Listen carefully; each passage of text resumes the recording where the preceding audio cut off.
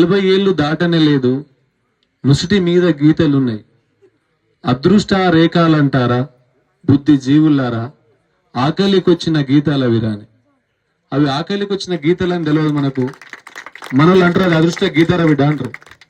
చిన్నతనంలో అన్నం వండినప్పుడు మా 2 అక్కలు ఉండే, 2 తమ్ముళ్ళు నాకు. అన్నం కాడ కూడా పంపకాలు జరుగుతుంది. గింతే తినాలని ఉంటుంది. ఇంతే, దానికంటే ఎక్కువ తిండి పెట్టరు. ఇక అంతే, ఒక గ్లాసు వండితే దాన్ని పంచుకొని తినాలి.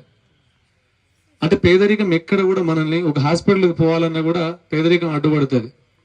ఒక ఓపీ ఫీజు లేక కూడా చాలా మంది నొప్పులు భరించుకొని ఊర్లలో ఉంటారు.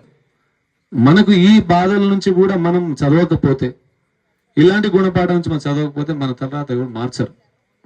అందుకనే స్వామి వివేకానంద ఒక మాట అంటాడు, నీలో అంతర్లీనంగా దాగి ఉన్న పుస్తకాన్ని తెరవనంత వరకు నువ్వు ఎన్ని పుస్తకాలు చదివినా వృధే. నీలో ఏ స్కిల్ ఉంది, నీలో ఏ కెపాసిటీ ఉంది, నీలో స్ట్రెంగ్త్ ఏంది, అది నువ్వు తెలుసుకోగలిగితే, దాని మీద ఫోకస్ పెడితే నువ్వు అద్భుతాలు సృష్టించగలుగుతావు.